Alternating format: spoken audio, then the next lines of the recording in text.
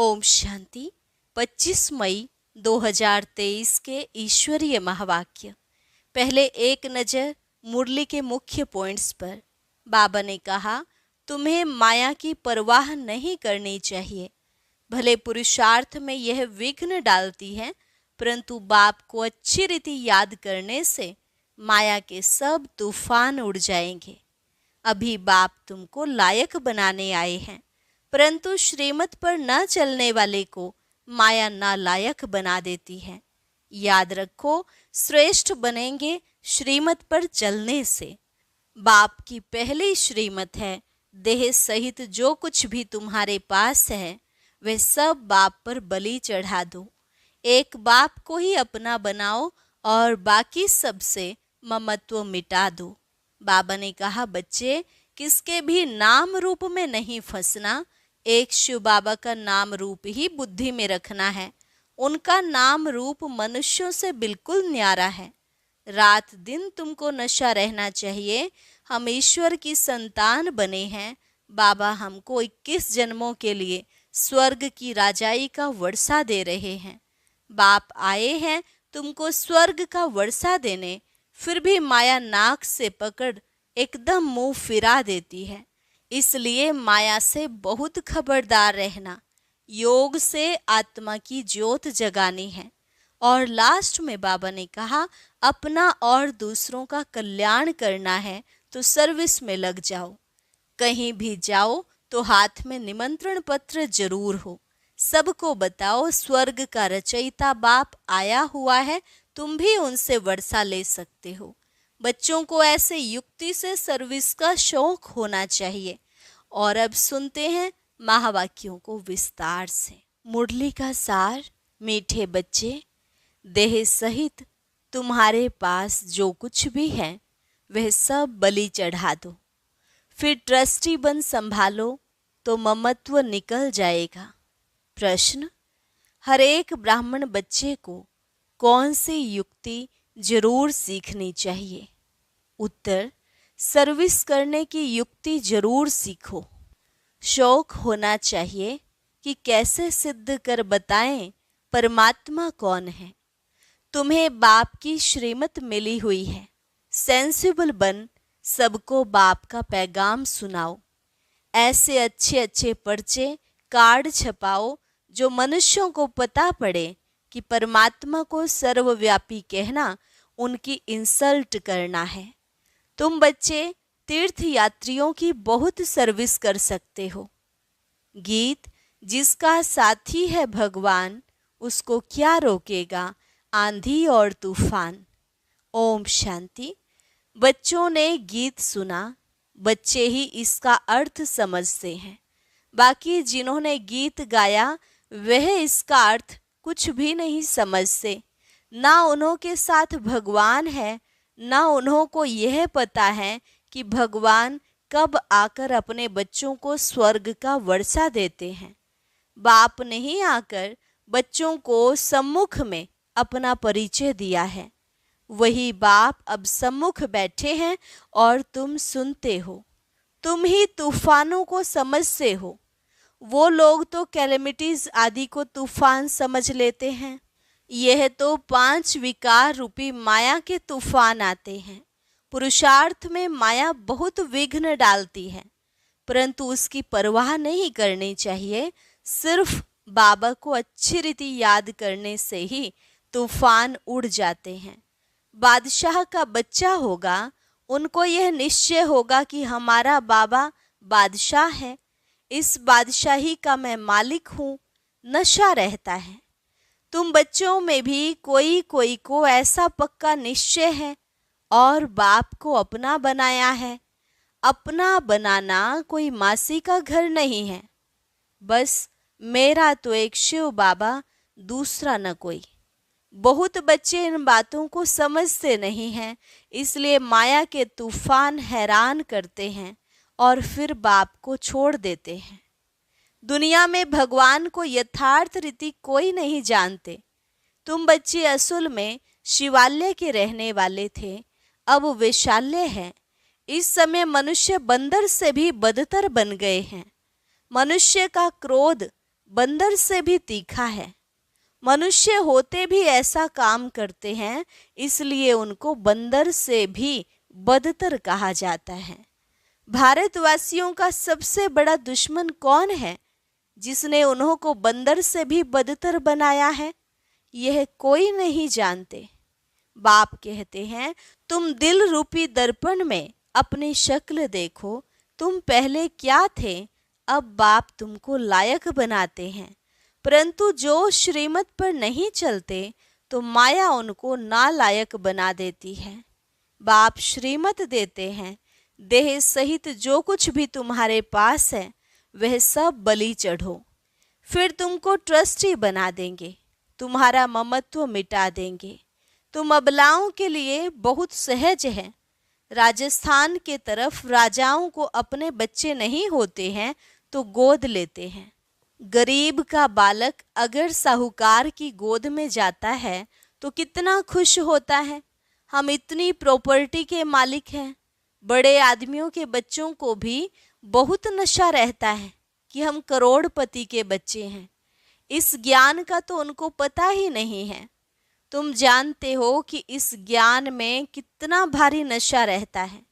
श्रीमत पर चलने से श्रेष्ठ बनेंगे, नहीं चलने से नहीं बनेंगे। भगवान कहते हैं, तुमको तो कोई किस्म की परवाह ही नहीं। रात दिन तुमको नशा रहना चाहिए कि हमको बाबा 21 जन्मों के लिए स्वर्ग की राजाई का वर्षा देते हैं। हम बाबा की संतान बने हैं। वास्तव में सब शिव बाबा की संतान हैं, परंतु अब शिव बाबा आकर प्रैक्टिकल में अपना बच्चा बनाते हैं। अभी तुम सम्मुख बैठे हो, जानते हो शिव बाबा हमको अपना बनाकर स्वर्ग के लायक बनाने लिए मत देते हैं कि बच्चे किसके भी नाम रूप में नहीं फंसना है। एक शिव बाबा का नाम रूप ही बुद्धि में रखना है। उनका नाम रूप ही मनुष्यों से न्यारा है। बाप कहते हैं, तुम हमारे थे, निर्वाण धाम में रहने वाले थे। क्या तुम भूल गए हो कि हम आत्मा परम धाम, शांति धाम अथवा निर्वाण धाम की रहने वाली हैं? हमारा स्वधर्म शांत है। ये शरीर ऑर्गन्स हैं कर्म करने के लिए, नहीं तो पार्ट कैसे बजाएंगे? हम आत्मा निराकारी दुनिया के रहवासी हैं, यह बिल्कुल नहीं जानते। ये सब बातें मनुष्य ही जानेंगे, जानवर थोड़े ही जानेंगे। परमात्मा को सर्वव्यापी कह दिया है तो खुद को भी भूल गए हैं कि हम आत्मा हैं। कहते हैं क्राइस्ट को, इब्राहिम को परम पिता परमात्मा ने भेजा, तो जरूर कोई बाप है भेजने वाला। यह तो तुम जानते हो कि ड्रामा अनुसार हरेक आता रहता है। भेजने करने का तो सवाल ही नहीं उठता है। इस समय मनुष्य अज्ञान अंधेरे में है, न बाप को, न अपने को, न रचना को जानते हैं। मैं आत्मा हूँ, यह शरीर अलग है, हम आत्मा वहाँ से आए हैं। ये सब बातें बाबा ही याद दिलाते हैं और बाप कहते हैं सभी को याद दिलाओ। तुम्हारा निमंत्रण बहुत अच्छा छपा हुआ है, शिव का चित्र भी है। यह है बाबा, यह लक्ष्मी नारायण है वर्षा। लिखा हुआ है परम पिता परमात्मा से आकर लक्ष्मी नारायण जैसा बनने का वर्षा लो। तुम नर से नारायण बनने के स्टूडेंट हो। वह साहूकार आदि के बच्चे पढ़ते होंगे तो कितना खुश होते होंगे, परंतु हमारे आगे तो वह कुछ भी नहीं है। अल्पकाल के सुख लिए मेहनत करते हैं। तुम बच्चे सदा सुख पाते हो, यह भी तुम कह सकते हो। कहाँ भी जाओ, हाथ में निमंत्रण पत्र हो, बोलो यह सभी आत्माओं का बाप स्वर्ग का रचयिता है, उनसे वर्षा कैसे मिलता है? सो लिखा हुआ है। यह निमंत्रण एरोप्लेन से गिरा सकते हो, अखबार में भी डाल सकते हो, बड़े बड़े को निमंत्रण मिल जाएगा। यह एरोप्लेन विनाश के लिए भी है तो तुम्हारी सर्विस के लिए भी है। यह काम गरीब तो कर ना सके, परंतु बाप है ही गरीब निवाज, गरीब ही वर्षा पाते हैं। साहूकार तो ममत्व में फंसे हुए हैं। सरेंडर होने में हृदय विदीर्ण होता है। कन्याओं माताओं का इस समय ही भाग्य उदय होता है। बाप कहते हैं इन माताओं द्वारा ही भारत का और साधु संत विद्वानों का उद्धार करना है। आगे चलकर वो सब आएंगे। अभी वो लोग समझते हैं हमारे जैसा कोई है नहीं। वह यह नहीं जानते कि गृहस्थ व्यवहार में रहते बाप ने राजयोग सिखाया है। उन्हों का हठ योग कर्म संन्यास अलग है। भगवान तो जरूर आकर स्वर्ग का मालिक बनाएंगे, तो तुमको कितनी खुशी रहनी चाहिए। बाबा भक्ति में भी लक्ष्मी नारायण के चित्र को बहुत प्यार से साथ में रखते थे। श्री कृष्ण के चित्र को देख बहुत खुश होते थे। बाबा बच्चों को समझाते हैं कि अपना और दूसरों का कल्याण करना है तो सर्विस में लग जाओ। एम ऑब्जेक्ट तो बहुत क्लियर है। वर्षा है डीटी वर्ल्ड सॉरेंटी, ऊपर शिव बाबा नीचे लक्ष्मी नारायण। कितना सहज है समझाना। तो सबको निमंत्रण देना है। बेहद के बाप से स्वर्ग का वर्षा जरूर मिलना है। जहाँ बहुत लोग जाते हैं वहाँ यह पर्चे जरूर फेंकने चाहिए। कोई कुछ कह नहीं सकता। अगर कोई कहे तो हम सिद्ध कर समझाएंगे कि बाप जिससे स्वर्ग का वर्षा मिलता है उनको तुम सर्वव्यापी कहते हो। बाप कहते हैं देखो यह मेरी इंसल्ट करते हो। मैं स्वर्ग का मालिक बनाता, मुझे फिर भीतर ठीकर में डाल दिया है। अब तुम्हें श्रीमत मिलती है कि यह पर्चे खूब बांटो। अमरनाथ की यात्रा पर झुंड जाता है, वहां जाकर बांटो। इसमें लिखा हुआ है यज्ञ तप तीर्थ आदि से मैं नहीं मिलता हूँ, परंतु समझाने वाला सेंसिबल चाहिए। समझाना चाहिए वह है गॉड फादर। सिर्फ भगवान ईश्वर परमात्मा कहने से पिता अक्षर नहीं आता। गॉड फादर कहने से पिता अक्षर आता है। हम सभी एक फादर के बच्चे ठहरे। परमात्मा सर्वव्यापी है तो क्या परमात्मा पतित हो गया? वह तो है ऊंचे ते ऊंचा, उनका यादगार मंदिर भी है। तो बच्चों को युक्ति से सर्विस करने का शौक चाहिए। यात्रा पर जाकर बहुत सर्विस कर सकते हो। वह है जिस्मानी यात्री, तुम हो रूहानी यात्री। समझाना चाहिए तुम कहाँ जाते हो। शंकर पार्वती तो सूक्ष्म वतन में रहते हैं, यहाँ वह कहाँ से आए? यह सब है भक्ति मार्ग। तो ऐसे तुम बहुत सर्विस कर सकते हो। भक्त बेचारे बहुत धक्का खाते रहते हैं तो उन पर तरस पड़ता है। उनको बोलो तुम अपने धर्म को भूले हुए हो। हिंदू धर्म किसने स्थापन किया? सर्विस तो बहुत है। बच्चों को खड़ा होना चाहिए। बाप आया है स्वर्ग का वर्षा देने, फिर भी माया नाक से पकड़ एकदम मुंह फिरा देती है। इसलिए माया से बहुत खबरदार रहना है। अभी तुम बच्चे बाप दादा के सम्मुख बैठे हो। दुनिया को थोड़े ही मालूम है कि बाप सम्मुख आए हैं। सब आत्माओं की ज्योत बुझी हुई है, एकदम बुझ नहीं जाती है, थोड़ी लाइट रहती है।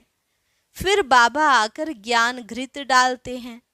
जब कोई मरता है तो दीवा जगाते हैं। यहाँ योग से आत्मा की ज्योत जगाई जाती है। ज्ञान की धारणा करते रहते हैं। भारत का प्राचीन राजयोग मशहूर है। वह निवृत्ति मार्ग वाले तो अनेक प्रकार के हठ योग सिखलाते हैं। फायदा कुछ भी नहीं, नीचे गिरते ही जाते हैं। सिवाय योगेश्वर के कोई योग सिखला न सके। योग सिखलाने वाला है ईश्वर, वह है निराकार। बाप कहते हैं तुमको अब योग सिखला रहा हूँ। अब तुम्हारा 84 का पार्ट पूरा हुआ। कोई के 84 जन्म, कोई के 60, कोई के 1-2 जन्म भी होते हैं। तुम बच्चों को खूब सर्विस करनी है। भारत ही हेवन था, गॉड गॉडेस का राज्य था। यह बातें तुम्हारे सिवाय कोई समझा न सके। गाली भी तुमको खानी पड़ती है। बाबा गाली खाएंगे तो क्या बच्चे नहीं खाएंगे? सितम सहन करेंगे। यह भी ड्रामा में नोंद है, फिर भी ऐसे ही होगा। अभी तुम बच्चों को पारस बुद्धि बनाता हूँ। ऐसे बाप को बहुत याद करना चाहिए जो विश्व का मालिक बनाते हैं। कहते हैं बच्चे जीते रहो, स्वर्ग का राज्य लो। ऐसे मीठे मीठे बाप को तुम याद नहीं कर सकते हो। याद से ही विकर्म विनाश होंगे। रहा हुआ पापों का खाता यहाँ चुकतू करना है। अगर योग नहीं लगाएंगे तो सजा खानी पड़ेगी। उस समय बाबा साक्षात्कार भी कराते हैं। तुम हमारे बनकर फिर फारकती दे, तुम ट्रेटर बन गए। तुमने शुरुआत में साक्षात्कार भी किया है। अच्छा, मीठे मीठे सिकी लधे सदा सलामत बच्चों को माता पिता का याद प्यार और गुड मॉर्निंग। बच्चों को समझना है कि हम यह शरीर छोड़ स्वीट होम में जाएंगे। अब यहाँ रहने में जरा भी मज़ा नहीं है। अब हम बाबा के पास जाते हैं। बाबा को ही याद करना है। वहाँ से फिर स्वर्ग धाम में जाएंगे। यह यात्रा बड़ी वंडरफुल है। इसमें माया बहुत विघ्न डालती है। अच्छा, मीठे मीठे सिकिलधे बच्चों प्रति माता पिता बाप दादा का याद प्यार और गुड मॉर्निंग। रूहानी बाप की रूहानी बच्चों को नमस्ते। रूहानी बच्चों की रूहानी बाप दादा को नमस्ते नमस्ते गुड मॉर्निंग। धारणा के लिए मुख्य सार। पहली पॉइंट, एक शिव बाबा का नाम रूप बुद्धि में रखना है और किसी के नाम रूप में फंसना नहीं है। दूसरी पॉइंट, माया के तूफानों की परवाह नहीं करनी है। मेरा तो एक शिव बाबा, दूसरा न कोई। इस विधि से तूफान हटा देने हैं। वरदान, सदा यथार्थ श्रेष्ठ कर्म द्वारा सफलता का फल प्राप्त करने वाली ज्ञानी योगी तू आत्मा भव। सदा यथार्थ श्रेष्ठ कर्म द्वारा सफलता का फल प्राप्त करने वाले ज्ञानी योगी तू आत्मा भव। जो ज्ञानी और योगी तू आत्मा है, उनके हर कर्म स्वतः युक्ति युक्त होते हैं। युक्ति युक्त अर्थात सदा यथार्थ श्रेष्ठ कर्म। कोई भी कर्म रूपी बीज फल के सिवाय नहीं होता। जो युक्ति युक्त होगा वह जिस समय जो संकल्प वाणी या कर्म चाहे वह कर सकेगा। उनके संकल्प भी युक्ति युक्त होंगे।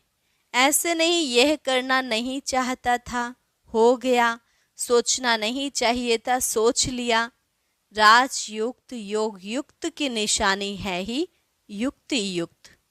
स्लोगन, जिनकी दिल बड़ी है उनके भंडारे सदा भरपूर रहते हैं। जिनकी दिल बड़ी है उनके भंडारे सदा भरपूर रहते हैं।